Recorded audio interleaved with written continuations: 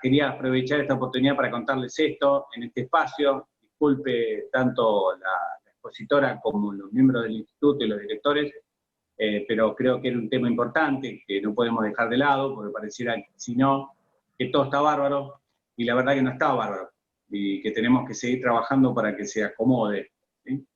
El ANSES en un momento fue un órgano lento, inapropiado, que no se lograba sacar un trámite ni a patadas, que tardaba años en resolver una pensión.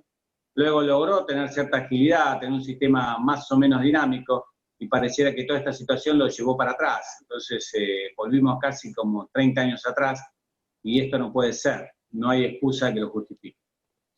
Bueno, agradezco de nuevo a todos ustedes por el tiempo y el espacio que me dieron para hablar y decidirse a capacitarse en un momento tan difícil como esto. Es una apuesta a un futuro mejor. Siempre capacitarte es una apuesta en un futuro mejor que seguramente entre todos vamos a lograr. Así que les agradezco, como les dije, a los directores del instituto, director y directora, y a la expositora, y le dejo la palabra a Martín para que haga las presentaciones del caso. Muchísimas gracias.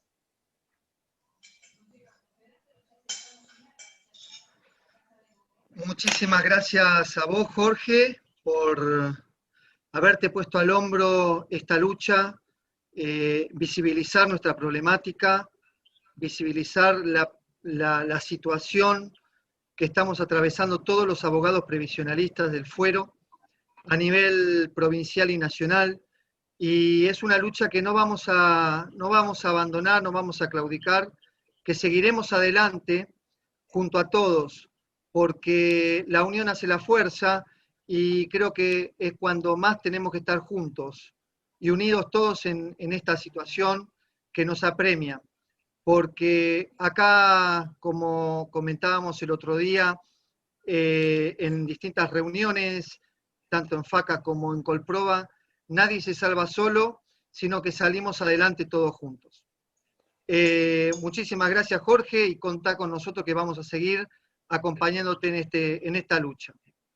Sin más, queremos, en nombre del instituto, junto con Mónica, que es directora adjunta que nos acompaña, darle la bienvenida a todos y todas, distintos autoridades de miembros de institutos del Colegio de Abogados de Morón, de otros colegios vecinos y hermanos, tanto de provincia como también de previsionalistas nacionales, federales, y bueno, simplemente darles la gracia a todos por acompañarnos en esta tarde de capacitación.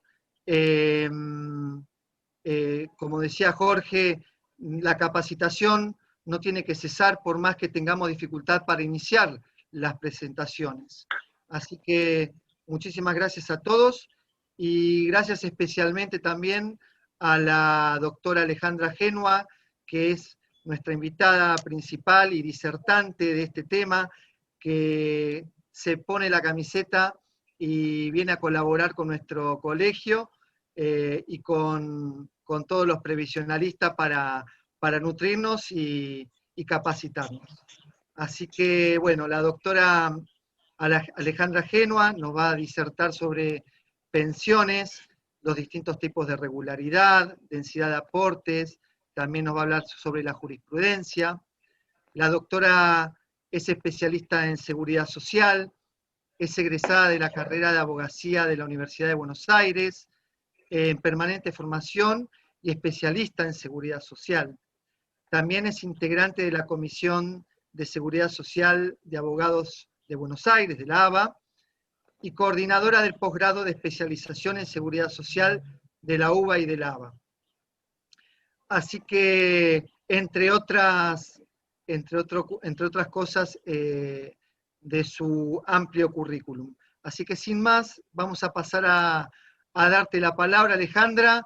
Bienvenida a nuestra casa y adelante. Gracias Martín. Bueno, buenas tardes a todos. Gracias por la invitación, y antes de arrancar quería tomar una frase que escuché en uno de los tantos y múltiples Zoom que venimos escuchando todos, y que hacía referencia a algo que nombraba el doctor Frega. Jorge recién nos decía, no se enojen, y alguien alguna vez me dijo, el que se enoja pierde. Y creo que es oportuno traerlo y tenerlo bien a mano, porque en caso de enojarnos perdemos, y perdemos bastante si nos enojamos con ANSES. Esto no quita que tengamos posibilidad de plantarnos como profesionales, pero me parece que es algo útil de tener a mano. Quiero agradecerles, Martín, Mónica, por la cálida invitación. Siempre me han hecho sentir muy bienvenida, así que no solo por este espacio, sino también por la posibilidad de compartir algún pequeño conocimiento. Nada novedoso porque todos conocen el tema, todos lo manejan, pero lo que busqué cuando preparaba esto es un poco pensar qué puedo aportar o qué se pueden llevar de un taller sobre pensiones, ¿sí? Van a ver que a lo largo del Power que les preparé para compartir, vamos a ir mechando entre algunas cuestiones que tienen que ver con normativa interna de ANSES y fallos jurisprudenciales. Así que, bueno, nada, creo que sin más vueltas podemos ir arrancando como para tener tiempo de sobra. Denme un segundito que vamos a compartir pantalla.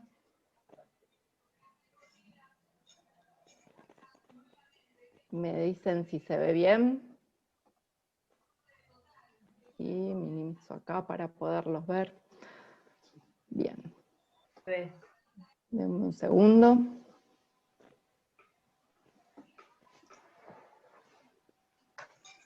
Apague el video. Un segundito que ahí les comparto. Bien. Ahí estamos. Bueno, hechos los agradecimientos del caso, creo que lo que me faltó decirles es que no voy a hablar sobre pensiones no contributivas, ¿sí? A lo largo de la charla van a ver solamente referencias a las pensiones contributivas. Lo primero que vamos a hacer es una definición. Hay múltiples definiciones de pensión, ¿sí? Yo elegí esta que me pareció la más valiosa, que dice: pensión es el derecho a la obtención de una prestación monetaria, periódica, vitalicia o por periodos prolongados, que corresponde a los causavientes de los jubilados o titulares de un derecho a jubilación como consecuencia del fallecimiento de estos, y según los requisitos particulares. Esta, de todas las definiciones que van a encontrar boyando por ahí, pertenece al doctor Roberto Wasner, ex camarista, y me pareció interesante compartirlas.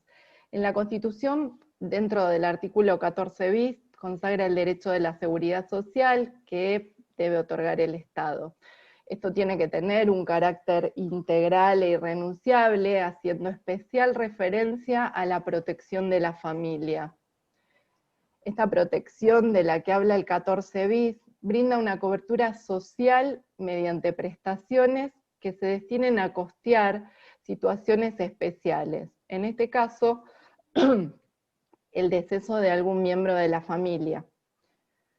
El fallecimiento de un trabajador o de un jubilado en el grupo familiar es una de estas contingencias que va a cubrir el sistema integral previsional mediante la ley 24241, porque va a ocasionar la privación de los ingresos con los que subsistían tanto el causante como su grupo familiar. Ante esta situación se prevé que esta prestación mensual cubra la contingencia de muerte de un integrante de ese núcleo familiar. Este sería un poco el objetivo. Todos los que nos dedicamos a derecho previsional sabemos que tenemos literalmente desparramada y dispersa, sin un orden concreto en toda la normativa relativa al otorgamiento de las prestaciones. Si bien las circulares, actis, prev, instrucciones, constituyen un medio de comunicación interna y por lo tanto no están dirigidas puntualmente al administrado, su contenido obviamente les concierne. Entonces, para empezar, lo que puse acá es el artículo 17 de la 24241, que nos dice: el régimen instituido en el presente título otorgará las siguientes prestaciones, y hace una enumeración taxativa donde nos enumera las prestaciones que va a otorgar la ley 24241. La prestación básica universal, la prestación compensatoria, el retiro por invalidez, la pensión por fallecimiento, que es la que hoy nos convoca, la prestación adicional por permanencia y la prestación por edad avanzada. Más adelante en la misma ley tenemos el artículo 53, que dice: en caso de muerte del jubilado, del beneficiario de retiro por invalidez o del afiliado en actividad, gozarán de pensión las siguientes parientes del causante. Y acá me voy a detener, porque cuando leí este artículo 53 me preguntaba, ¿qué pasa si el afiliado no estaba en actividad? O había renunciado o estaba sin trabajo por X causa. Entonces, a ese afiliado no le hubiese correspondido el derecho a que su pensionado o pensionada acceda al beneficio. Y esto me resultaba raro porque, digo, no puede ser que el hecho de no estar en actividad no le permita, si tomo literal el texto de la norma, no le permita poder hacer uso de la posibilidad del acceso al beneficio. Y entonces acá la resolución de Secretaría de Seguridad Social número 23 del año 97 vino a armonizar un poco esta situación. Perdón, me pasé de filmina. Ahí estamos. Lo que hace es armonizar los artículos 48 y 95 y deja claramente establecido que no es necesario que el afiliado se encuentre en actividad. Entonces, a los fines de generar una unidad de criterio en cuanto a la interpretación literal, se tornaba preciso aclarar un poco los alcances de qué quería decir con afiliado en actividad. Entonces, como les dije recién, del artículo 48 y 95 se desprende que para ser regular o irregular con derecho, cuando tengo que evaluar un retiro transitorio por invalidez, no es menester que el afiliado se encuentre en actividad en la medida que cumpla con determinadas normativas que vamos a ir viendo más adelante. También la Secretaría de Seguridad Social permitió en esta resolución, a fin de poner de resguardo el principio constitucional de igualdad del administrado ante la ley, que correspondía que se revisaran las denegatorias que habían sido motivos de la aplicación literal del artículo 53. Más adelante, el artículo 53 nos va a hablar de los derechohabientes. Y ahí también nos hace una enumeración de quiénes pueden ser derechohabientes. En el caso de la viuda o el viudo, es fácil demostrar la relación, ya que obtengo la partida de matrimonio actualizada, y eso va a ser como la prueba fundamental o basamental para que alguno de los dos pueda pedir el derecho a beneficio. Cuando digo actualizada, ANSES, en general, porque todos sabemos que cada ANSES tiene su propio librito, pero en general la partida no debería tener más de 1 año. Con partida de matrimonio y DNI donde conste en el mismo domicilio entre cónyuge supérstite y causante, podríamos acceder al beneficio de pensión. En los supuestos siguientes, la conviviente y el conviviente se va a requerir que hayan convivido públicamente en aparente matrimonio durante por lo menos 5 años, inmediatamente anteriores al fallecimiento. Ahora, este plazo se va a reducir a 2 años cuando exista descendencia reconocida por ambos convivientes. Como verán ahí, yo les hice una llamada en la conviviente y el conviviente, y abajo la aclaré como para que quede una suerte de ayuda a memoria. Todo está sumamente detallado en la norma. Entonces, ahí les puse 5 años y 2 años, de acuerdo a si tienen o no hijos. Y otra de las llamadas que aclaré abajo Es una resolución que a mi gusto es muy importante y muy significativa con relación a la regulación de los convivientes del mismo sexo.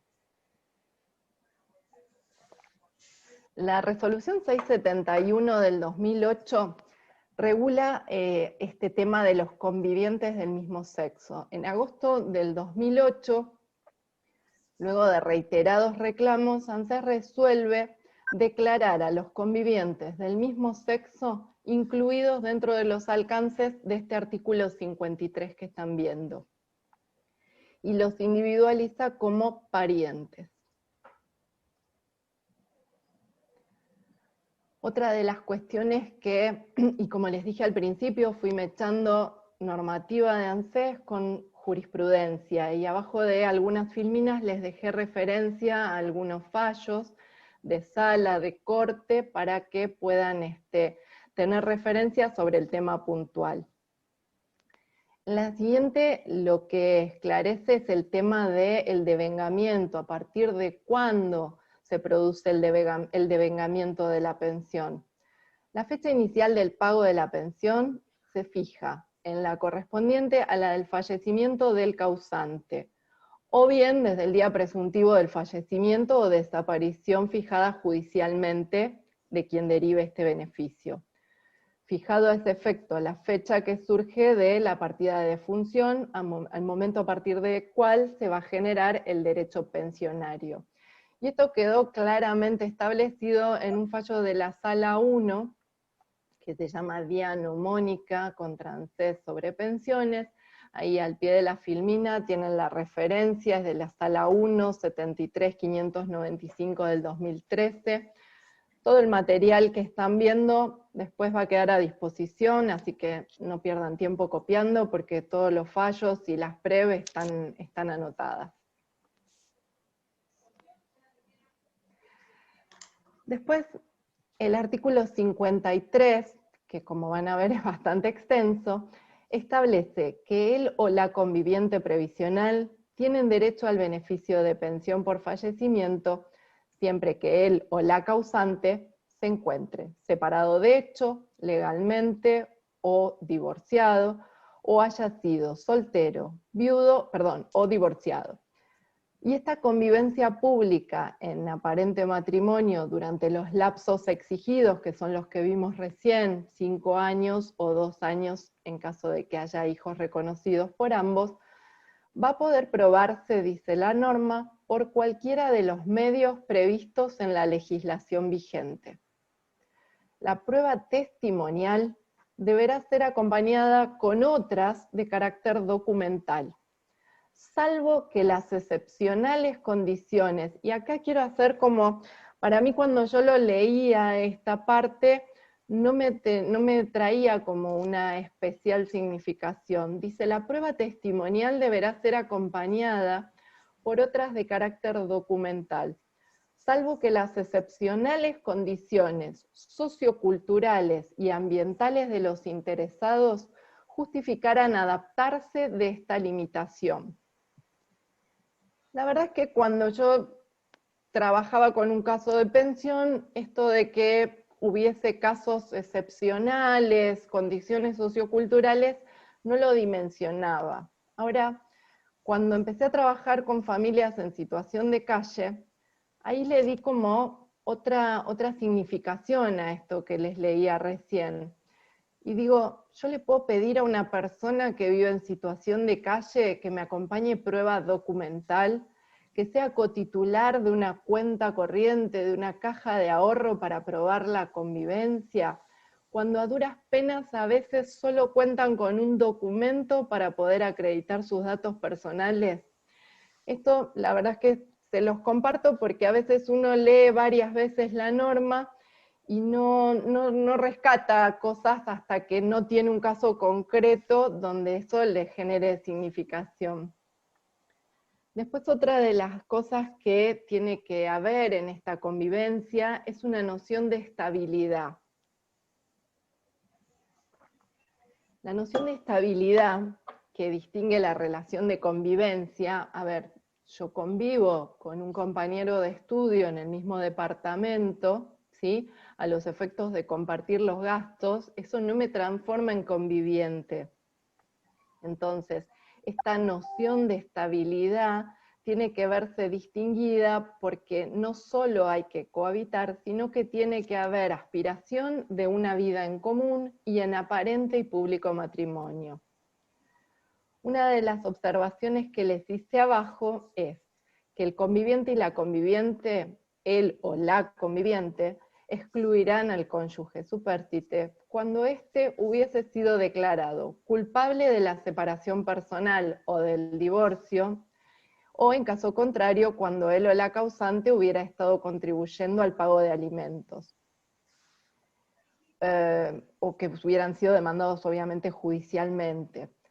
La prestación se otorgará en estos casos al cónyuge y al conviviente por partes iguales. Entonces, el conviviente excluye al cónyuge, salvo en estas dos excepciones, la declaración de culpabilidad y la reserva de alimentos. Muy bien con el tiempo, Martín.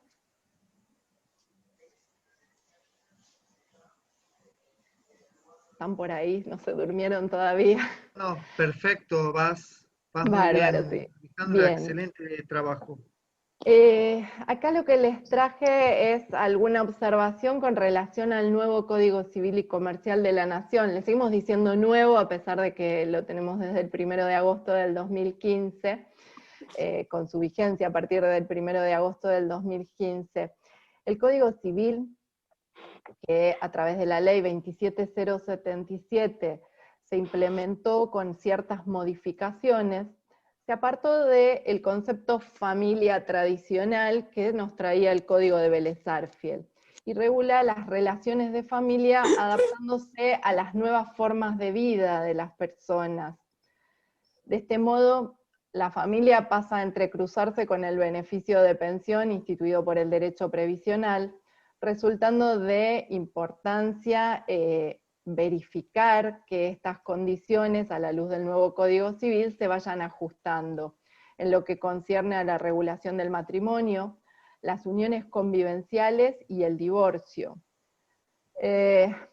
Las uniones convivenciales, o antiguamente llamados concubinatos, con una intención un poco tal vez peyorativa, ¿sí? Hoy fueron incorporados por la normativa. Y si bien la normativa previsional tiene que asegurarse en la medida de lo posible que el contenido de este nuevo Código Civil y Comercial se ajuste, ¿sí?, tenemos que también reconocer que el derecho previsional ha sido pionero en el reconocimiento de varios aspectos incorporados hoy en este nuevo Código Civil. Con respecto a las uniones convivenciales, solo voy a hacer referencia a que las van a encontrar entre el artículo 509 y 528 del nuevo Código Civil y Comercial. El deber de fidelidad quedó como un mero deber moral, ¿sí? Y ya no existe esta causal en el nuevo código de infidelidad como causal para el divorcio. Entonces, el deber de fidelidad toma hoy un lugar meramente moral y se suprime también el deber de cohabitación, lo que permitiría tener domicilios diferentes, pese a que esto todavía es bastante controvertido en el organismo administrativo. Cabe señalar que se ha dicho que la convivencia es un fenómeno sumamente difundido en el país, como les decía antes, el tema de que se le ha ido cambiando la connotación. El código considera que hay convivencia cuando hay una relación afectiva, notoria, estable y permanente, entre dos personas que comparten un proyecto de vida en común. Y esto me parece muy importante, lo de concepto de compartir un proyecto de vida en común, sean del mismo o de diferente sexo. Y para una mayor protección, el código establece la posibilidad de que inscribamos en los registros de cada jurisdicción estas uniones convivenciales. Quienes sean convivientes van a poder acordar cómo contribuir a los gastos, qué ocurrirá en la casa o con los bienes comunes en el caso de que los haya, y qué ocurrirá en el caso que decidan poner fin a esa convivencia. Viene a dar realmente solución a una gran cantidad de situaciones de vida, sin que esto implique equipararlo con el matrimonio. Entonces, perdurabilidad del vínculo, comunidad de vida, notoriedad pública y apariencia de vida conyugal continua son los ítems que me parecieron dignos de recalcar. Y acá nos vamos a meter en parte de la normativa de ANSES. Las famosas actis, previ, todas estas cosas que nos complican cada vez que tenemos que armar un legajo. En la acti 01 del 21, que habla sobre los convivientes previsionales del mismo sexo y del alta en el ADP, esta acti sustituye la 01 del 42. No me pregunten a qué responde esta numeración, a mi gusto son totalmente anárquicas, porque si la anterior era acti 0142, mi mente estructurada dice que la siguiente tendría que ser 0142. Bueno, no funciona así. La nueva acti es la 0121, la que está actualmente vigente, y con esta acti lo que se hizo fue, a partir de esa resolución 671 del 2008 de los convivientes del mismo sexo, como los va a considerar parientes el organismo, lo que hace es de alguna manera es establecer cómo va a acceder a ese beneficio previsional. Entonces acá nos habla del registro de la relación en el ADP. El ADP es la actualización de datos personales, entiendo que todos lo manejan, pero si hay alguien que se está iniciando, ADP es la actualización de datos personales. A través de este sistema de ADP se registran todos los datos filiatorios de la persona, los vínculos, los datos correspondientes al fallecimiento, todo eso figura en la base de datos. ANSES, para poder acreditar esta convivencia previsional, y acá les quiero recalcar que, si bien la acti 01 se titula conviviente previsional del mismo sexo, la prueba es la misma que para los convivientes previsionales de distinto sexo, ¿sí? Entonces, yo lo que hago habitualmente cuando encaro un caso de pensión es tenerme estos listaditos a mano e ir punteando la documentación con la que viene la persona para poder ver si se ajusta o no a lo que me va a pedir ANSES. Entonces, les voy a leer, pero ahí les dejo un punteo de lo que nos van a pedir. La acti hace referencia a que tengo que presentar al menos una de toda esta documentación que detalla. Y ahí dice que puedo presentar un instrumento público donde conste la declaración de la relación de la convivencia formulada, ya sea una resolución judicial, una sentencia, una escritura pública, una información sumaria judicial tramitada por él o la conviviente con 2 testigos en ANSES, declaración jurada, donde se declara la convivencia a través de un formulario que se denomina PS 1.45.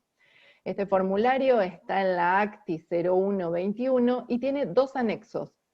A mi gusto, un poco discriminatorio, porque si asimilamos a los convivientes del mismo sexo, ¿por qué les voy a hacer un formulario distinto? Pero bueno, hay 2 anexos, el anexo 1 es para los convivientes de distinto sexo, el anexo 2 es para los convivientes del mismo sexo. Esto se firma con los testigos en ANSES. Otra de las opciones que puedo presentar es la constancia de haber inscripto la unión civil ante el registro civil habilitado, o bien una acta de matrimonio celebrada en el extranjero en alguno de los países que admitan el matrimonio del mismo sexo. Va a tener que estar traducida y legalizada, y en caso de que corresponda, apostillada. Entonces, de esta filmina es una de estas pruebas. Y de la siguiente tengo que presentar 3 de estas pruebas. Entonces, una de la anterior o 3 de estas. Y estas pueden ser información sumaria con 2 testigos, comprobante de la obra social del titular donde se encuentre como beneficiario la o el conviviente, DNI de ambos donde surja que poseen el mismo domicilio, En caso del fallecimiento, como al fallecer retienen el DNI, lo que va a tener que coincidir es el domicilio del solicitante, el que figure en el DNI del solicitante, con el que figure en la partida de defunción del causante, o bien en los registros de ANSES, porque puede haber fallecido en una clínica, en un geriátrico. La OPP o orden previsional de pago, donde él o la conviviente figuren como apoderado para percibir o tramitar. Una de las siguientes pruebas que surgen de este listado también que puedo acreditar es la póliza de seguro donde surja como beneficiario él o la conviviente, el contrato de locación de vivienda familiar tiene que estar debidamente sellado o timbrado, ¿sí? Para que podamos demostrar que vivían en el mismo domicilio. Documentación de tarjeta de crédito, donde surja que ambos convivientes tienen igual domicilio o son cotitulares. Puede ser documentación bancaria, donde surja que son cotitulares de una caja de ahorro, de una cuenta corriente, que tuviesen una caja de seguridad a nombre de ambos. También puedo presentar servicios públicos a nombre de ambos, de donde surja que ambos tenían el mismo domicilio. 3 de estas pruebas. En base a la documentación que presentemos, de toda la que vimos recién, ANSES nos va a registrar o como convivientes previsional del mismo sexo o como convivientes. O la convivencia, digamos, tiene 2 registraciones en las pantallas de ADP. La convivencia previsional, que es la que más nos interesa obtener, tiene que haberse demostrado la antigüedad de la relación. Indefectiblemente, en el caso de personas del mismo sexo, van a ser 5 años. O, si no puedo acreditar esta antigüedad en la convivencia, simplemente me van a registrar como la convivencia, ¿sí? Cuando yo acredite la antigüedad en la convivencia, van a modificar esta pantalla. Esto por ahí es un poco técnico, no siempre accedemos a ver esa pantalla, pero si uno la solicita, a veces está registrado. Gran problema cuando tenemos diferencia de domicilio entre el causante y la o el conviviente. Y acá tenemos la PREV 1126, que nos habla sobre la diferencia de domicilio entre el cónyuge y el conviviente. Esta PREV establece un procedimiento de trabajo uniforme entre las áreas operativas de ANSES para los casos de solicitudes de pensiones en los cuales el domicilio que declaró la viuda o el viudo o el conviviente difiere con el del causante. Y acá es muy común que ocurra en la ciudad de Buenos Aires, por ejemplo, los taxistas, para poder desarrollar la actividad en Cava, en la ciudad autónoma de Buenos Aires, tienen que tener denunciado en su DNI, tienen que tener un domicilio de la jurisdicción. ¿Qué pasa si el domicilio real es en provincia? Y esto pasa mucho y es muy común.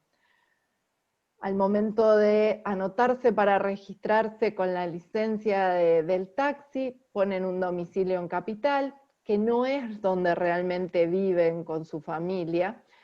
Y acá esto de la diferencia de domicilio cobra una relevancia importante, porque si al momento de fallecer el taxista, por poner un ejemplo, fallece con el domicilio de capital y su viuda en el documento figura con el DNI, con el domicilio real, acá ANSES nos pone un obstáculo grande. Y es que no nos permite avanzar por no tener coincidencia de domicilio. En esta PREV dice qué posibilidades va a haber o qué documentación va a haber que presentar a la hora de presentar el pedido de beneficio de pensión por fallecimiento. Si el cónyuge supérstite o la viuda o el viudo se presentan dentro del año, con una nota aclaratoria y una declaración jurada sobre el mismo domicilio, ANSES no correspondería que mande la verificación al domicilio. Ahora, ¿qué pasa si yo el pedido de pensión lo hago con posterioridad? Ahí, aparte de la declaración jurada sobre el último domicilio, me van a pedir prueba documental o testimonial que acredite que no estaban separados de hecho, y Legales determinará, evaluando esa prueba, si manda a hacer la verificación ambiental o no. Acá en el fallo Sapia, que es de la Sala 3 de la Cámara Federal de Seguridad Social, Sapia Andrea Beatriz contra ANSES sobre pensiones, nos habla sobre el tema de las uniones convivenciales. Y acá lo que Sapia, de lo que pude rescatar de Sapia, es que la sola cohabitación pública, sin otro elemento que genere un cuadro probatorio, aunque sea presuntivo, no prueba la convivencia por el plazo legal requerido. Se establece que los medios de prueba para acreditar la convivencia, ya sean partidas, certificados, actas de matrimonio celebradas en el extranjero, póliza, bueno, todo el listado que les mencioné antes, y finalmente la sala termina resolviendo que la interpretación y aplicación de las leyes previsionales debe hacerse de modo tal que no conduzca a negar los fines superiores que se persiguen, dado que esto tiene un carácter alimentario y protector, y de subsistencia, ¿sí? Entonces, siempre se trata de aplicar un criterio más bien flexible y más bien amplio. Por tal motivo, en Sapia hacen lugar al recurso interpuesto por la actora. Otro fallo también de sala, de la Cámara Federal de la Seguridad Social, de la Sala 2, que se llama Cabrera Esther Beatriz contra ANSES sobre pensiones. En este fallo Cabrera habla sobre pensiones, convivencia y acreditación de prueba en función de la verificación ambiental o vecinal. Y en Cabrera lo que dice es que no cabe atribuir a la verificación vecinal el carácter de prueba contundente para privar a la actora del beneficio de pensión que se persigue. Si bien existen otras circunstancias que permiten inferir la convivencia durante el último tramo de vida del causante. Máximo cuando la información de la verificación no es rotunda y consistente, ¿sí? Debido a que no hay mucha concreción respecto a los sujetos interrogados, en este caso pueden ser los vecinos. Y cuando digamos, preparaba esta filmina, recordé un caso con el que trabajamos en la oficina, del cual aún no tenemos la sentencia, pero la pareja había convivido muchísimos años en el edificio, y el encargado los conocía perfectamente. Pero ¿qué pasó? El encargado se fue de vacaciones, y vino un encargado suplente. Cuando el verificador de ANSES se presenta, consulta sobre la convivencia de esa pareja, y obviamente el encargado suplente no los conocía, así que dijo directamente desconocerlos, y esa verificación volvió negativa. Digo, a veces la verificación en el domicilio, o la verificación ambiental o vecinal, que también la llaman, no siempre es contundente y no siempre es ajustada. Entonces Cabrera lo que dice es no privar a la actora del beneficio de la pensión cuando hay otras circunstancias por las cuales se puede probar la convivencia. Bueno, y acá vamos a ver los tipos de pensión. Todos sabemos que tenemos pensión directa y pensión derivada. La pensión directa es la que deviene del afiliado en actividad, o sea, del que no llegó a jubilarse. Y la derivada es cuando el causante ya estaba cobrando una jubilación.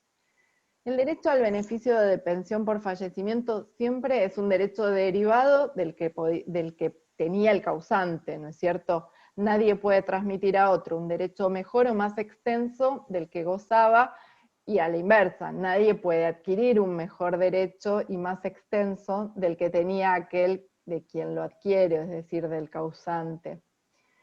Entonces, las pensiones, cuando fallece un aportante al sistema, ya sea como trabajador activo en cuyo caso deriva del eventual derecho a la prestación por incapacidad o el retiro transitorio por invalidez, entendiendo como la contingencia de muerte el 100% de la incapacidad laboral. Yo cuando tramito un retiro por invalidez necesito un 66% de incapacidad laboral. Bueno, pues bien, ese retiro por invalidez, el 100% de incapacidad laboral lo constituye la muerte. Y estas son las pensiones directas. La pensión derivada, entonces, para terminar, se dice que el beneficio de pensión es derivado cuando el causante estaba percibiendo la prestación previsional. Entonces, deriva directamente del beneficio originalmente otorgado al causante. El artículo 95 y el decreto reglamentario 460 del 99, perdón. La aplicación de este decreto 460 del 99 apunta a saber si una persona cumple o no con los requisitos para acceder al beneficio y cuál será el haber del solicitante en función del que sea regular o irregular. ¿Y qué es esto de que sea regular o irregular? Voy a considerar regular aquel trabajador que acredite 30 meses de aportes dentro de los últimos 36 meses anteriores a la fecha de fallecimiento.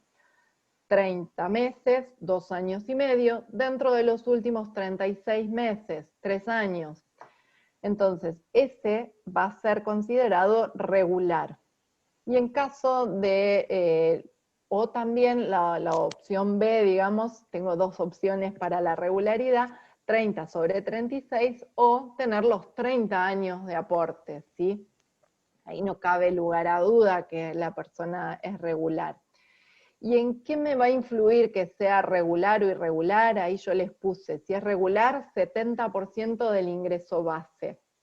Y también les aclaré que si la persona es autónomo, trabaja de manera independiente, los pagos a considerar para hacer este estudio de 30 meses dentro de los últimos 36, los pagos del autónomo tienen que haber sido realizados dentro del mes calendario de vencimiento, salvo cuando opte por la regularidad que me va a dar los 30 años de aportes. Ahí no importa, si yo tengo los 30 años de aportes, no importa si los pagos los hizo en el mes calendario o no, tiene los 30 años, regularidad indiscutida.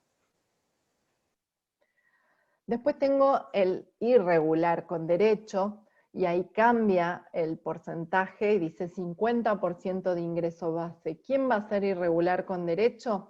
Aquel trabajador que en vida acreditaba tener 18 meses de aportes dentro de los últimos 36, 1 año y medio dentro de los últimos 3, anteriores siempre a la fecha del fallecimiento.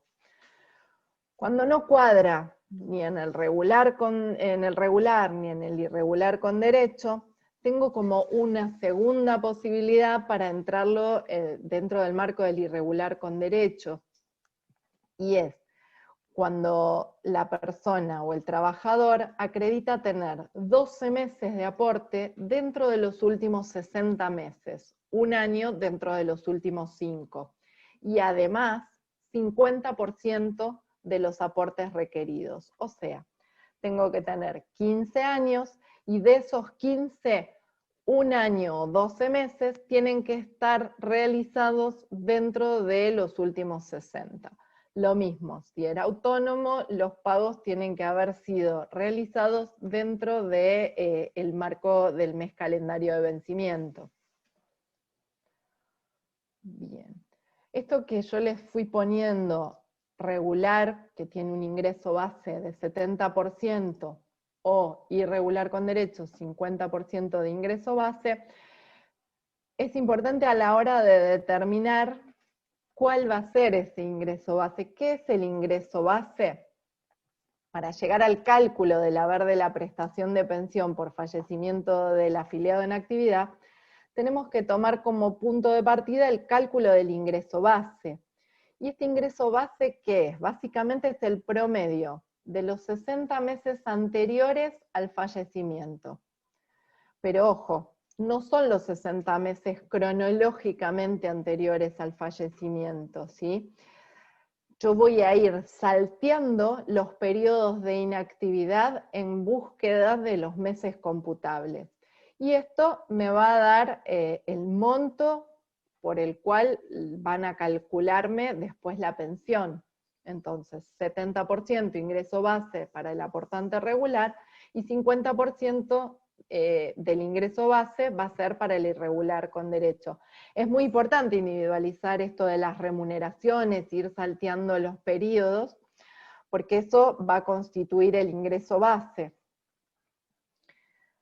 Otra de las cosas que me pareció importante tener a mano es que a los efectos de poder alcanzar esas regularidades y alcanzar esos porcentajes para el ingreso base, voy a poder computar los periodos de desempleo, la licencia por maternidad, el plazo de conservación del empleo, el servicio militar, la suspensión por falta o disminución de trabajo o fuerza mayor por el plazo legal, y también el contrato de trabajo a prueba.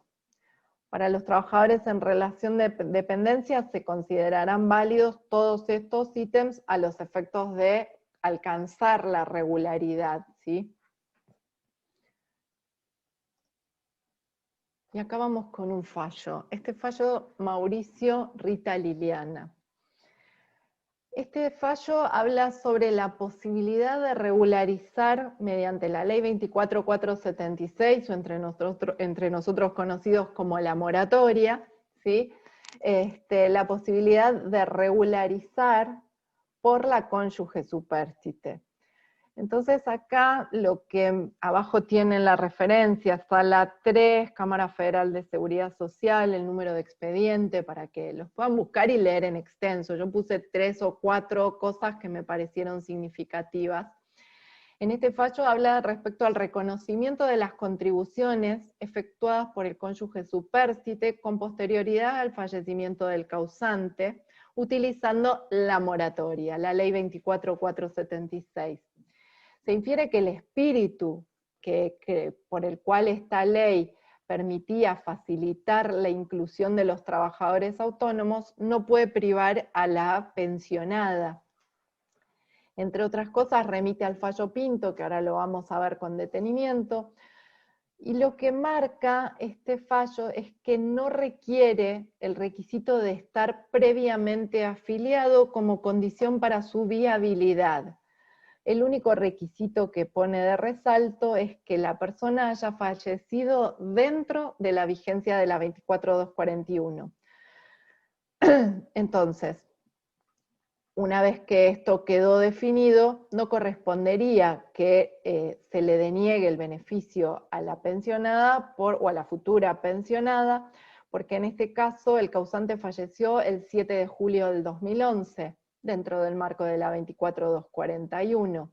Entonces corresponde convalidar los aportes realizados, porque la interesada hizo el trámite de regularización conforme al procedimiento que va a disponer AFIP, que es la autoridad de aplicación de esta ley.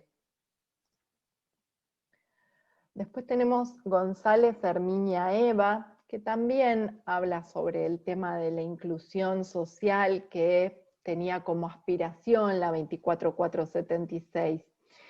Y en consonancia con el espíritu de inclusión social que inspiró la sanción de esta ley y la amplitud con que se fue regulando el régimen lleva a concluir que las pensiones por fallecimiento, el único recaudo exigible a los fines de la aplicación del régimen de regularización, es que el causante haya fallecido dentro de la vigencia de la 24241, sin requerir que registre afiliación.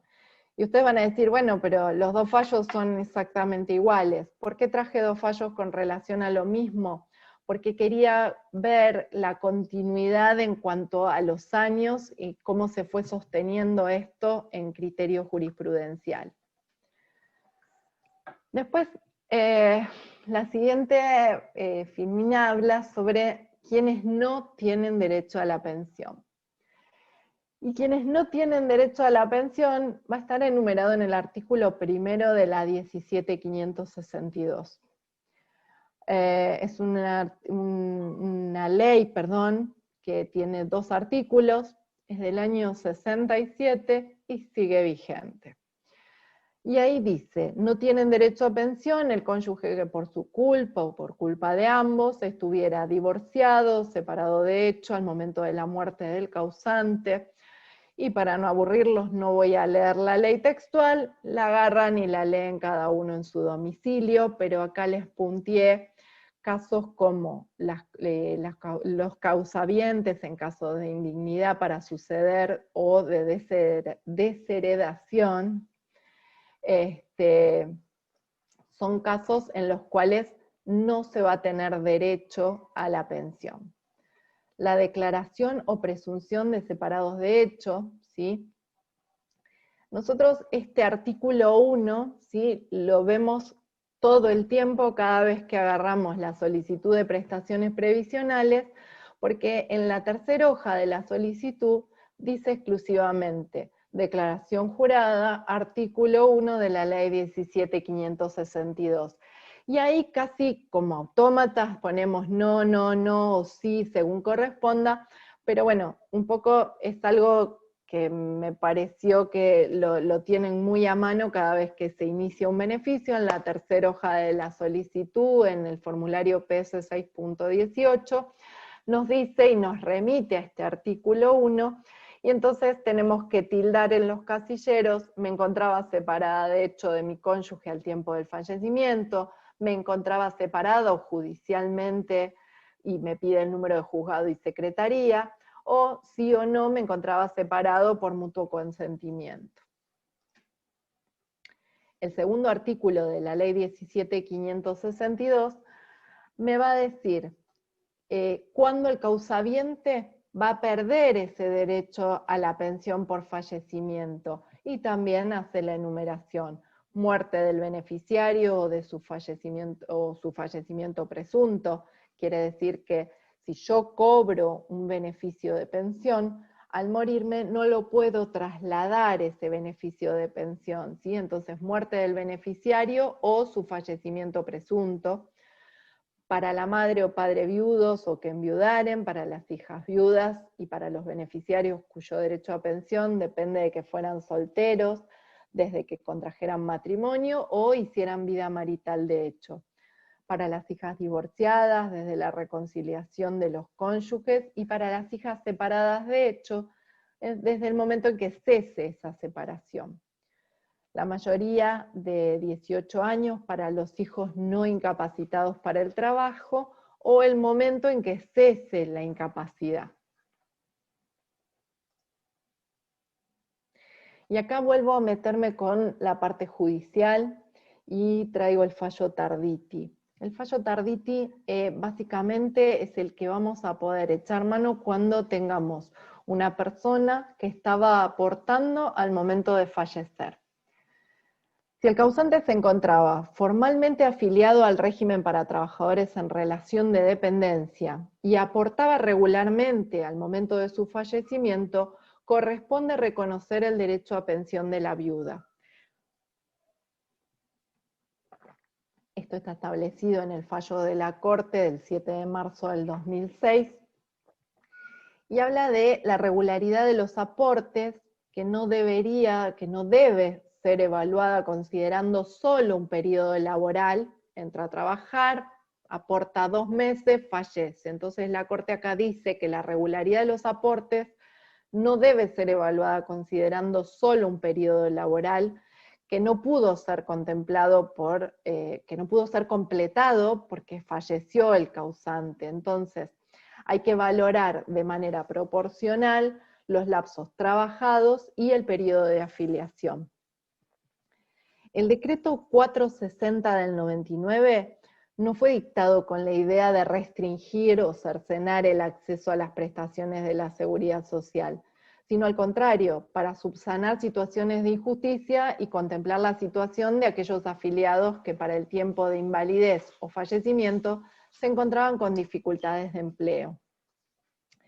la circunstancia de que el trabajador haya efectuado, en este caso Tarditi, aportes durante 2 meses dentro de los últimos 36 anteriores al fallecimiento, no obsta al reclamo de la viuda, pues la protección previsional debe ser otorgada derivada de la muerte del afiliado durante la relación laboral, ¿sí?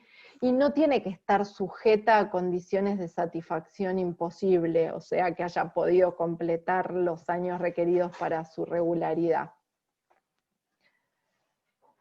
Entonces, en Tarditi lo que rescatamos es que el causante estaba formalmente afiliado al régimen de trabajadores en relación de dependencia, la viuda tiene derecho a pensión porque su esposo se murió en actividad, y acá empieza a introducir la Corte esto del concepto de regularidad evaluada de manera proporcional.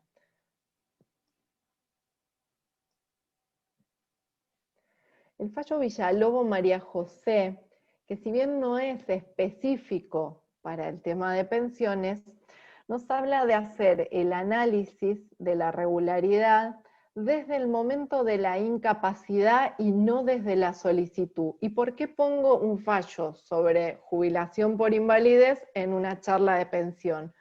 Porque yo puedo tener el caso de una persona que se incapacita, queda internada y posteriormente fallece.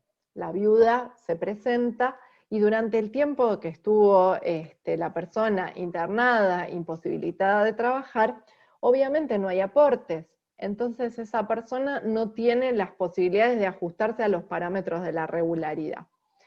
Entonces acá en Villalobos lo que se establece es que la regularidad que hay que evaluar es al momento de la incapacidad y no al momento de la solicitud.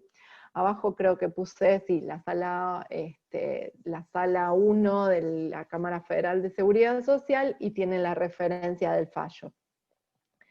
Me parece interesante esto, si bien es, repito, sobre invalidez, traerlo a un caso de pensión. Ya me queda poquito, no se duerman que ya voy terminando. El siguiente fallo que les quiero compartir es el fallo Silva. El fallo Silva es de la Sala 3 de la Cámara Federal, se llama Silva Lorenza Amanda, contra ANSES sobre prestaciones, sobre prestaciones varias está caratulado. Y también habla sobre la valoración del aportante regular o irregular, computa el plazo, ¿sí? Esta sentencia es del 2012, habla también de que tiene que efectuarse a partir del cese laboral del trabajador incapacitado, a ese entonces y no a la solicitud de la prestación, concordante con Villalobos, y otra vez, yo lo que les traje acá es cómo se sostuvo este criterio de Villalobos desde el año 2001 a un fallo del 2012, y debe haber fallos mucho más recientes, donde se sigue sosteniendo este criterio de tomar la regularidad desde el momento de la incapacidad y no ya desde la solicitud. Acá vamos a meternos en un concepto, esta doctrina de densidad de aportes o proporcionalidad, nace un poco para contemplar situación de trabajadores que cuentan con una importante cantidad de años de aportes, pero que no encuadran en estos supuestos que veníamos viendo de regularidad, irregular con derecho. Cuando no puedo, digamos, encajar el caso en esos ítems, entonces lo que hago es analizo la proporcionalidad de los aportes efectuados en vida por la persona entre los 18 años y la contingencia, ¿sí? Esto de la densidad de aportes o la proporcionalidad, ahora vamos a ver cómo se analiza en detalle, ¿sí? Pero utilizando este criterio yo voy a poder determinar si la persona es regular o irregular. ¿Y por qué les puse analizando entre los 18 y la contingencia? Porque entre los 18 años yo tengo posibilidad de empezar a aportar, y la contingencia va a ser o en el momento en que me incapacite o en el momento del fallecimiento. Y acá van a ver un montón de números. Tengan paciencia y traten de seguirme en este razonamiento porque somos abogados, no nos llevamos bien con los números, pero nos viene bien poder hacer esta pequeña regla de 3 simple para poder internalizar esto de la densidad de aportes.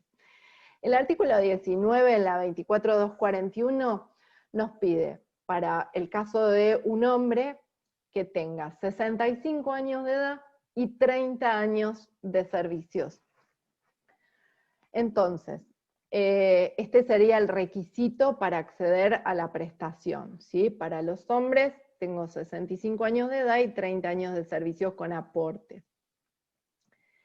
Lo que va a representar y acá voy a traer un concepto que es el de vida útil, que no me termina de simpatizar el concepto de vida útil, pero vida útil le vamos a llamar al concepto que va a hacer referencia a la vida útil laboral que tuvo la persona entre los 18 años y los 65 de edad, siguiendo con el ejemplo del hombre, claro, ¿no? La vida útil laboral va a estar en 47 años si comienzo a aportar a los 18 años, ¿sí? Ahí voy a tener la totalidad de mi vida útil. 65 menos 18, y para esa vida útil de 47 años me van a pedir solamente 30 años de aportes para poder acceder al beneficio. Entonces, si yo tengo un causante que fallece a los 42 años, su vida útil se va a ver reducida. Se va a ver reducida a 24 años. ¿Tá?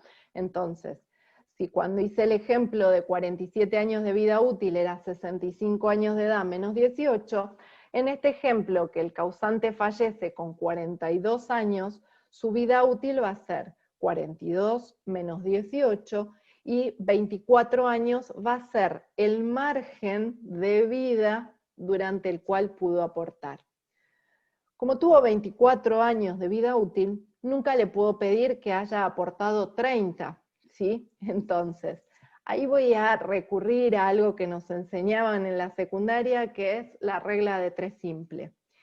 Y voy a hacer una pequeña regla de 3 simple diciendo que si a 47 años de vida útil me exigen 30, a 24 años de vida útil otra vez, me van a exigir X. Y despejando la X, como hacíamos en el colegio, hago 24 por 30 sobre 47.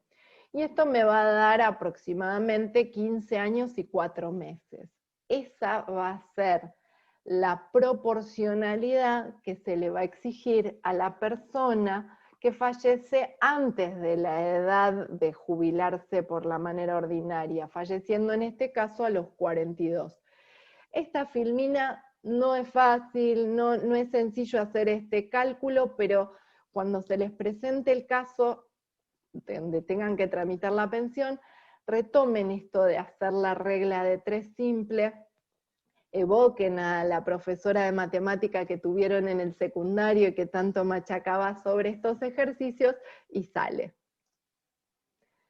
El fallo Pinto. Bueno, el fallo Pinto, este fallo es importantísimo a la hora de hablar sobre esto de la densidad de aportes, porque acá se acuña el concepto, ¿sí? El causante falleció con 54 años, y su vida laboral quedó reducida a 36 años de vida útil laboral, ¿no es cierto? Como decíamos hasta recién.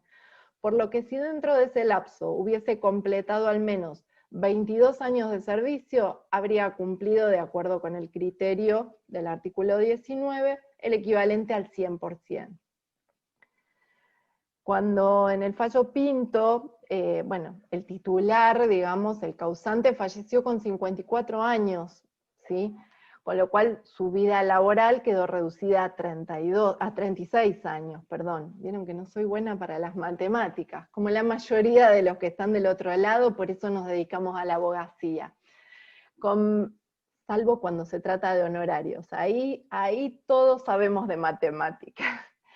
Con 22 años de servicio, en el caso Pinto, hubiese podido cubrir el 100% de los aportes.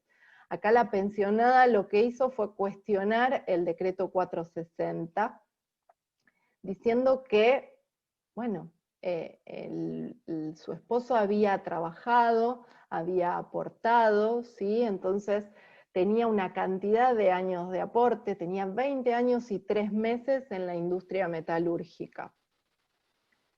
Entonces, con esos 20 años y 3 meses, más del 50% que se exige al irregular con derecho, yo puedo decir que correspondía que se le otorgue la pensión, ¿sí? Pero en este fallo, que es súper interesante para leerlo de punta a punta, tienen un poco el concepto, y acá la Corte lo que hizo fue una consideración especial sobre la situación causante, mencionando que era supervisor de una fábrica metalúrgica, y que había aportado regularmente al sistema de la seguridad social durante la mayor parte de su vida activa, que el hecho de encontrarse desempleado por una de las tantas circunstancias de nuestro país, no podía dejar a su pensionada en una situación de desamparo, y no podía redundar en su contra haberse quedado sin trabajo,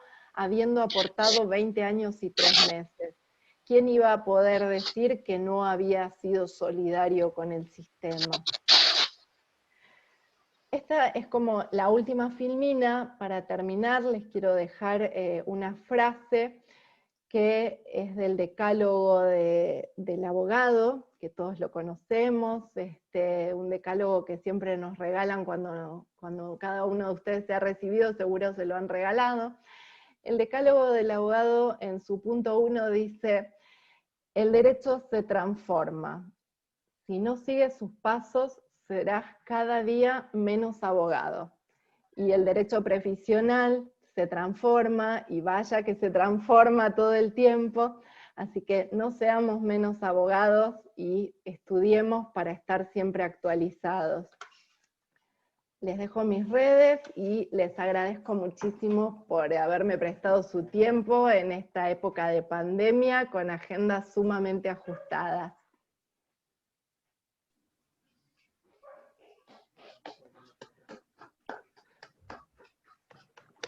Excelente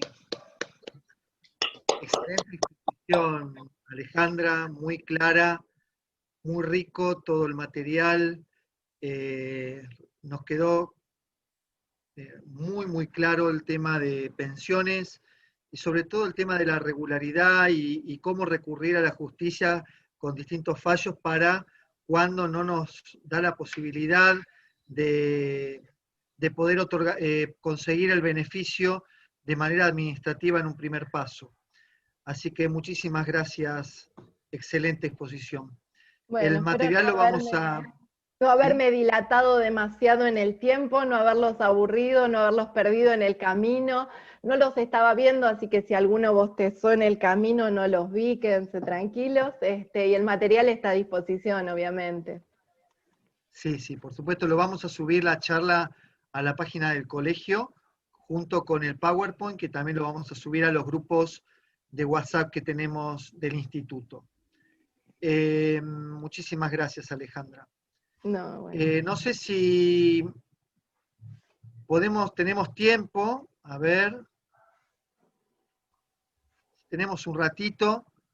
Si hay alguna pregunta podemos hacer.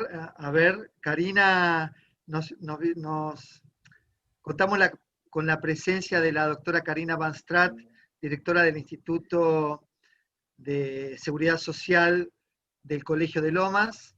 Bienvenida, Karina. ¿Vas a hacer una pregunta? Gracias. Bueno, buenas tardes, doctora. La quiero felicitar, por supuesto. No tenía el gusto de conocerla, pero sé de su trayectoria y me encantó el curso porque tiene todos los aditamentos que en realidad no se ven habitualmente en las charlas de los colegios, así que felicito al Colegio de Morón.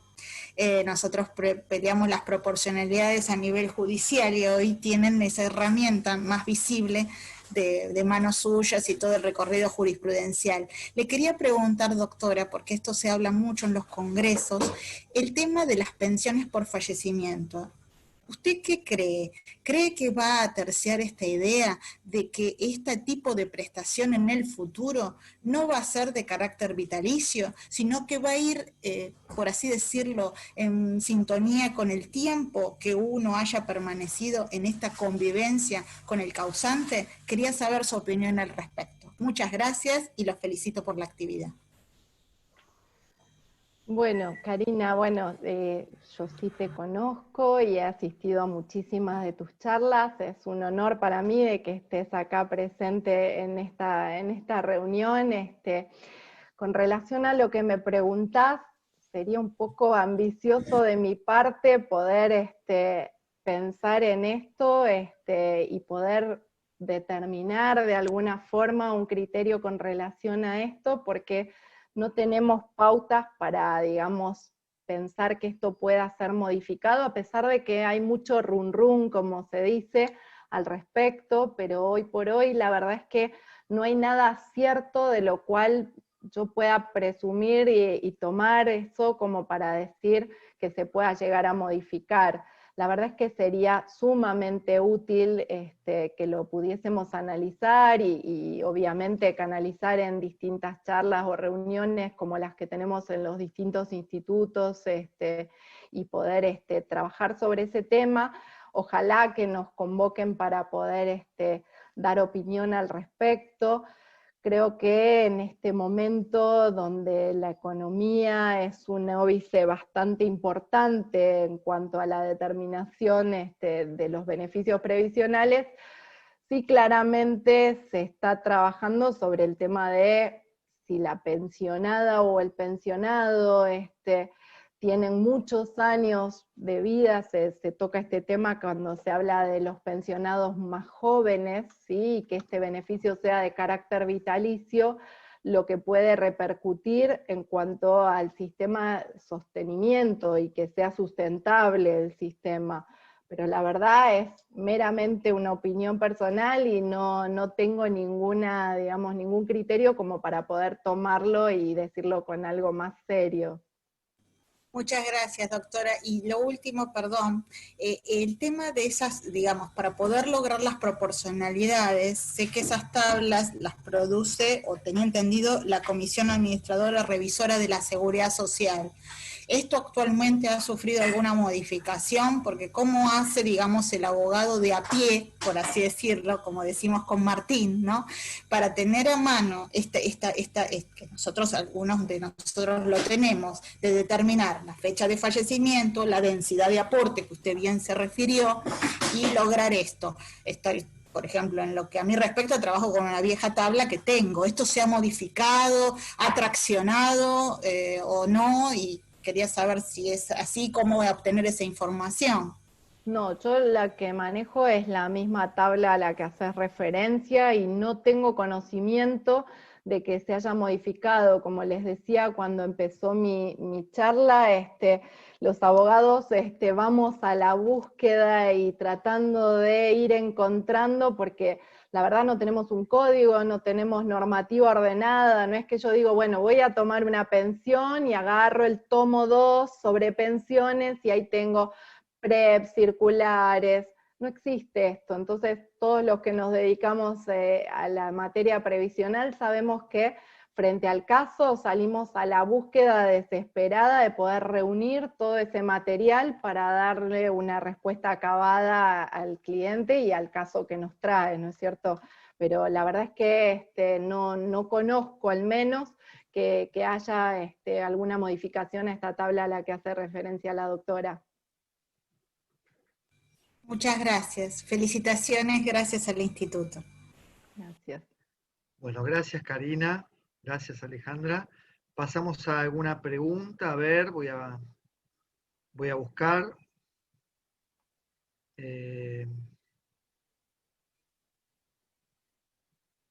Por cuestiones de tiempo vamos a hacer alguna de las preguntas. Luego, si alguien quiere hacer alguna pregunta o consulta, la doctora Genua nos va a dejar su correo electrónico como para que puedan, ella se ofreció gentilmente a contestar y evacuar dudas.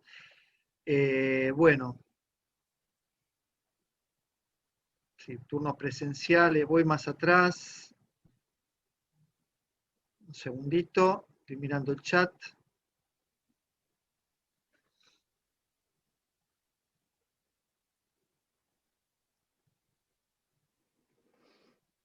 Mientras vos buscás, Martín, hay una pregunta que en los foros y en los grupos de WhatsApp ¿Cómo no? muy habitualmente se hace, que tiene que ver con si puedo, creo que quedó plasmado en la charla, pero si puedo hacer utilización de alguna de las moratorias para acceder al beneficio de pensión. Y sí, claramente sí, el único requisito es que la persona haya fallecido dentro del marco de la 24241, puedo completar la regularidad, no puedo acceder a completar una regularidad o irregularidad, sí tengo que pensar en completar los 30 años de aporte y para eso me puedo valer, haya o no estado afiliado la persona, por la utilización de las moratorias, tanto sea la 24476, la 26970, que tienen distintos periodos, ¿no es cierto? La 24476 hasta septiembre del 93, la 26970 hasta diciembre del 2003, y también puedo valerme, pero en este caso, nosotros en la, digamos, en la jerga o en el día a día decimos una frase que no sé si es del todo feliz, que es comprar aportes, ¿sí? Me gusta un poco más decir regularizar aportes, pero comprar aportes suena como que estuviéramos dentro de una cuestión de comercio. Voy, compro, y la verdad es que me parece que también desvaloriza un poco nuestro trabajo esto de comprar aportes.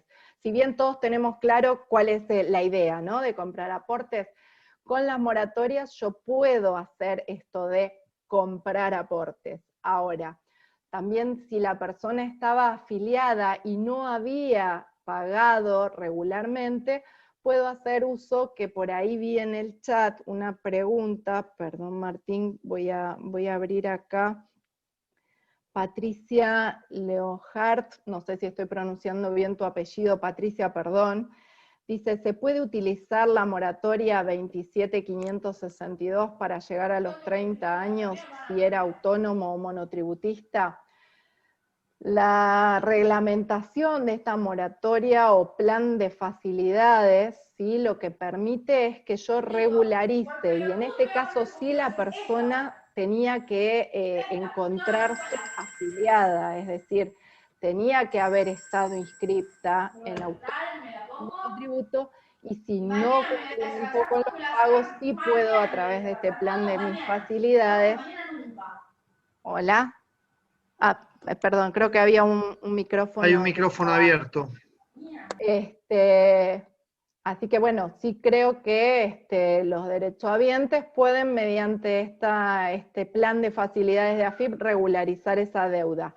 No se puede utilizar, porque lo estudié para algunos casos particulares del estudio, no puedo acceder a ese plan de facilidades como si cuando utilizo los planes de regularización de la 24476 o la 26970. Ahí sí requiero estar afiliado, ¿sí? El causante tenía que ser autónomo. Perfecto.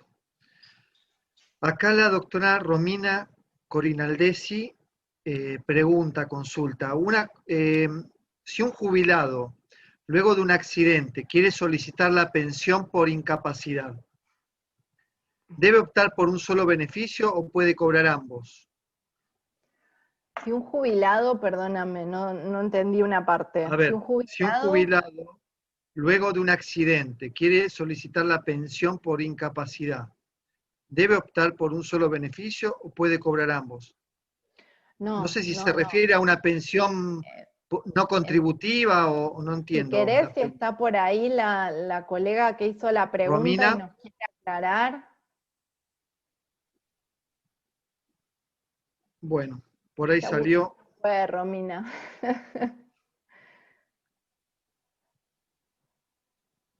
Romina, si te querés desmutear y contarnos a qué te referís con la pregunta. Ah, tiene un problema con el micrófono. A ver, por lo que infiero de lo que preguntó, Romina, en todo caso, si querés contactarme por privado, a ver, si ya la persona estaba jubilada, calculo que lo que preguntás es si puede acceder a un beneficio de pensión por cónyuge o fallecimiento del cónyuge o conviviente.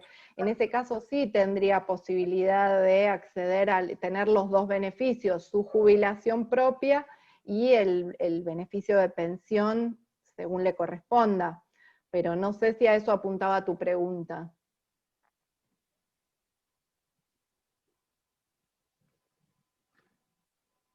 No sé si contesta. Bueno, Bueno, acá la en todo doctora... caso que nos contacte por privado y le Bueno, contestamos más en detalle. la doctora Verónica Natalia Baglio consulta, ¿la reserva de alimentos se puede hacer por convenio privado? ¿Tiene validez para solicitar la pensión si no se presenta en el divorcio? Tiene que estar homologado ese acuerdo privado para que pueda hacerse valer ante el organismo. Perfecto. Después, esto creo que lo has expuesto, Alejandra, pero bueno, la doctora Silvana Ramírez consulta, si no tengo ninguna prueba documental, ¿puedo probar la convivencia solo por testigos? Es controvertido esto. A ver, como yo les explicaba, cuando hay circunstancias que ameriten, la verdad es que la prueba por testigos, todos sabemos que no solo en el ámbito previsional, sino que en todos los ámbitos del derecho, la prueba por testigos únicamente, y la verdad es que podríamos decir que es medio flojita de papeles, ¿no? O sea, no es una prueba contundente. En el caso de la consulta, si bien yo no puedo probar exclusivamente con testigos, si yo requiriese esa probatoria con exclusividad, bueno, ahí tendré que manifestar por qué motivo no puedo acreditarlo de otra manera.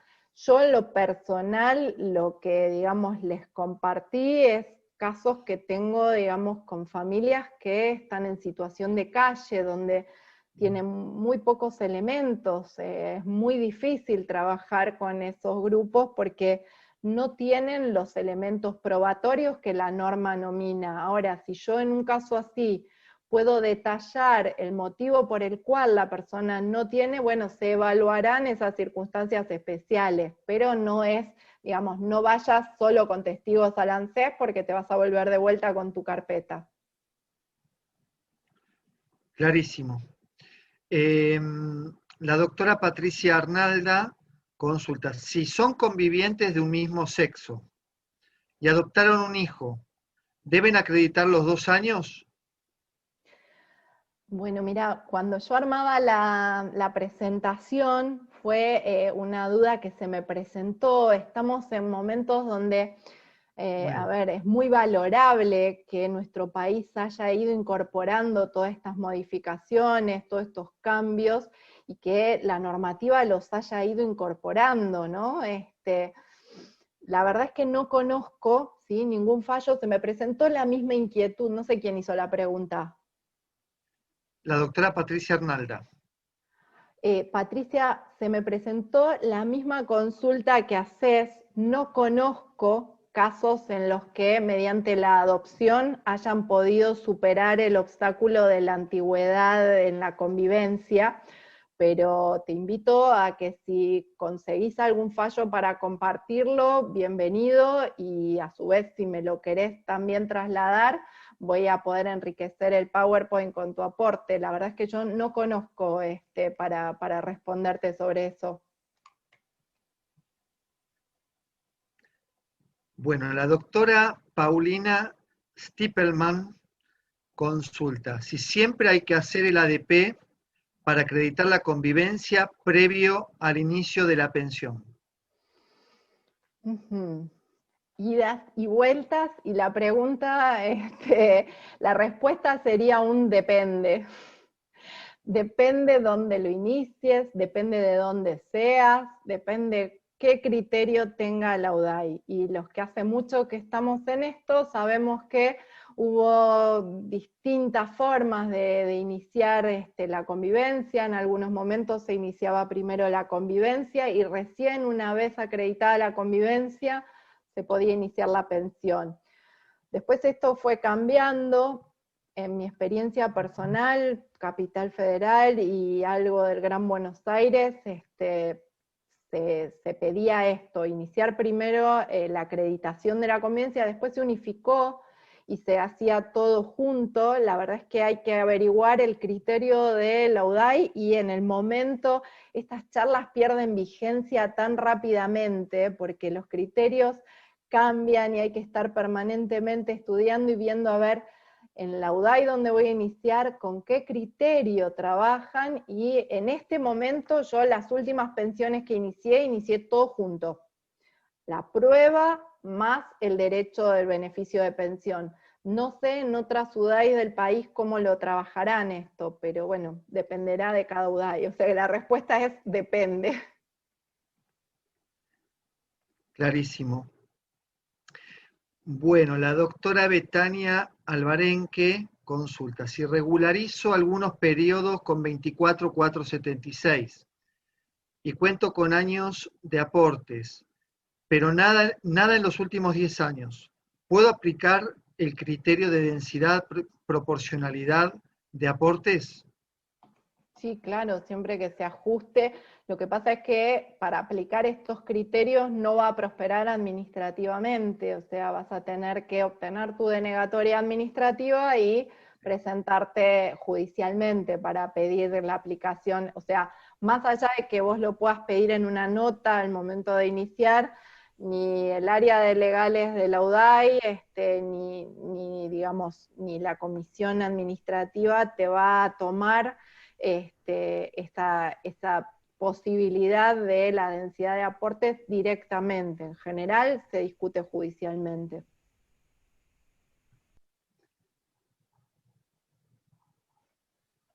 Acá hay un colega que no está su nombre, figura con Nico 7, consulta: ¿cómo se inicia el trámite de pensión hoy? ¿Dan turno o por página? Se entiende por AB, ¿no? ¿Por AB o con turno? ¿Cómo se inicia el trámite de pensión? Sí, ¿qué posibilidades hay? Si por atención virtual, por presencial, si hay turnos, consulta el colega. Mira, la respuesta, como recién, va a ser depende, y todo es muy ambiguo, depende del lugar del país donde te encuentres. Hoy las pensiones que se pueden iniciar por AB son exclusivamente las pensiones vinculadas al fallecimiento por un matrimonio, o sea, que el causante haya estado casado o casada con el solicitante, ¿sí? Las atenciones virtuales no están permitiendo hacer pensiones por convivencia de manera virtual. Entonces, si es por convivencia, tendrías que sacar un turno, madrugar mucho, intentar en distintos horarios, desvelarte durante las noches para tratar de conseguir un turno. Misión imposible, para la que te deseo mucha suerte, pero una vez que consigas el turno, recién ahí vas a poder ir a iniciar la pensión. Por AB no prospera, ¿sí? Yo lo he intentado porque tengo personas que son convivientes con toda la prueba armada y no he tenido posibilidades, a pesar de haber intentado por atención virtual. La respuesta fue siempre que tengo que ir presencial. Perfecto.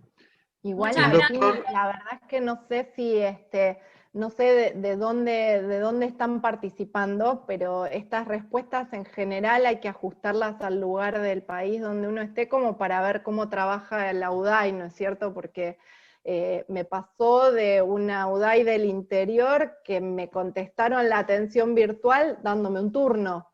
Preséntese el día tal, a tal hora en la UDAI correspondiente. Y la verdad es que es muy aleatorio lo que va contestando la atención virtual, ¿no? Pero en general, convivencias no se pueden por atención virtual hoy. Sí, bastante dificultoso. Bueno, el doctor Leonardo Borgna Consulta, tengo que hacer una pensión de una mujer que se encontraba solamente separada de hecho. ¿Le corresponde la pensión? En ANSES figura como viuda, pero tienen distintos domicilios. No sé, se interpreta como que estado civil casados, pero separados de hecho. Creo que eso quiere decir con la consulta, pero no coinciden los domicilios.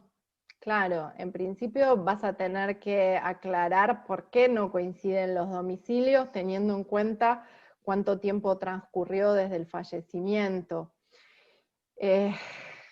Son casos que hay que analizar con mucho detalle y con la documentación. O sea, si vos ponés que, por ejemplo, y lo cuento por experiencia personal, que la persona no tenía el mismo domicilio, como en el ejemplo que les planteé. Yo hago mucho taxista y la verdad es que los taxistas en capital tienen que tener el DNI con domicilio en capital, aunque vivan en provincia. Entonces, ese requisito para poder trabajar lo tienen que sanear de alguna manera. Entonces, si fallecen es complicado poder probar por qué, pero hay un justificativo lógico por el cual nosotros demostramos que la persona hizo la modificación de su domicilio, no porque estaba separado de hecho, sino que su actividad le establecía tener un domicilio en otra jurisdicción. Pero hay que fortalecer los argumentos para poder acreditar y que el organismo, digamos, tenga un cierre acabado del motivo que estamos diciendo. Perfecto. Me estoy quedando sin agua, no sé si puedo seguir contestando. Sí. Ya creo que estamos... No, acá tengo un asistente que me trajo agua, todo, y que me ayudó en la presentación. No le agradecí al principio, se lo agradezco ahora, que me estuvo asistiendo con agua, con luz, con el micrófono, con todo, para que me cuidó las perras, para que no ladren y no las molesten. Qué grande. Bueno, a ver si hay algo más. Ya está, más o menos, están todas las consultas, ya son casi las 4 de la tarde. Realmente riquísimo la exposición, Alejandra, nos queda muy, muy claro el tema de cómo ingresar una pensión en las distintas situaciones. Pensiones de casado con mismos domicilios, bueno, es pan caliente para nosotros, pero... Adentro. Claro, son pocos los casos que nos vienen a ver así, sino justamente nos vienen a ver ya con dificultades o con resoluciones ya denegatorias, para que hagamos lo difícil, lo imposible, dar vuelta a esa situación. Así que muchísimas gracias. No sé si alguien quiere decir algo más. Bueno, muchísimas gracias a todos y todas. Los que nos acompañaron en esta tarde, desde el Colegio de Abogados de Morón les damos el agradecimiento. Hay gente del interior, de los grupos federales que estamos viendo, ahí lo veo al doctor José Luis Báez de Córdoba también. Hola José Luis. Bueno, no quiero pecar porque realmente no puedo ver todas las pantallas que se me hacen los cuadritos, pero realmente hay muchísimos colegas de distintas también jurisdicciones que nos vienen a acompañar. Y por supuesto, a todos los miembros del Instituto del Colegio de Morón, que nos acompañan todos los viernes en las reuniones desde esta nueva modalidad que nos trajo el ASPO, que es el Zoom. Así que muchísimas gracias a todos. No bajen los brazos, sigamos luchando, sigamos tratando de pelear por nuestros derechos y los derechos de quienes representamos, de los adultos mayores. Muchísimas gracias a todos. Gracias.